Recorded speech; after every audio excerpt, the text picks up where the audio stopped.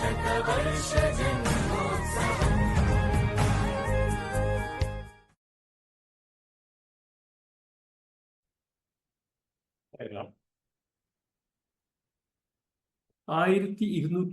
2 വർഷത്തേക്ക് 4% പലിശ നിരക്കിൽ സാധാരണ പലിശ നിരക്കും കൂട്ടുപലിശ നിരക്കും തമ്മിലുള്ള വ്യത്യാസം എത്ര?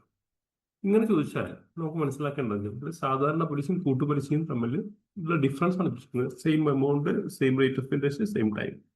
അപ്പോൾ അതിന് ഫോർമുല എന്താണെങ്കിൽ sum into R/100 all days real. ഇത് 2 വർഷത്തെയാണ് നമ്മൾ ഉപയോഗിക്കുന്നത് ഈ ഫോർമുല.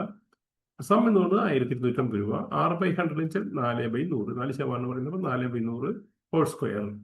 അതായത് നമുക്ക് ഇങ്ങനെ എഴുതണമെങ്കിൽ 1250 ഇൻറ്റു 4/100 ഇൻറ്റു 4/100, അപ്പോൾ ₹2 കിട്ടും. ₹2 ഇത് തമ്മിലുള്ള വ്യത്യാസം.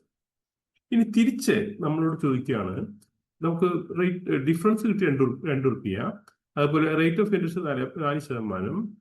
അങ്ങനെയാണെങ്കിൽ 2 വർഷത്തേക്കാണ് ഇട്ടിരിക്കുന്നതെങ്കിൽ സം എത്ര? അങ്ങനെ ചോദിക്കുകയാണെങ്കിൽ ഈ സമ്മിന് സ്ഥലത്ത് എന്ത് വരും? ഡിഫറൻസ് വരും. Difference into 100/R into 100/R. 100 means 100 എന്ന് പറയുന്നത് 100 മുകളിൽ വരും. അപ്പോൾ 100/R ഹോൾ റേസ് ചെയ്യാൻ, അതായത് 2 വർഷത്തേക്കാണ്. അപ്പോൾ അതുകൊണ്ട് 100/R 100/4 ഇൻറ്റു 100/4, അതായത് അപ്പോൾ നമുക്ക് 1250 കിട്ടും. ഇത് 2 രീതിയിലും തിരിച്ചിട്ടാൽ മതി. ഈ ഫോർമുലയെ തിരിച്ചിട്ടാൽ നമുക്ക് കിട്ടും. അത് നിങ്ങൾക്ക് മനസ്സിലായിരിക്കുന്നു. എല്ലാവർക്കും സായം.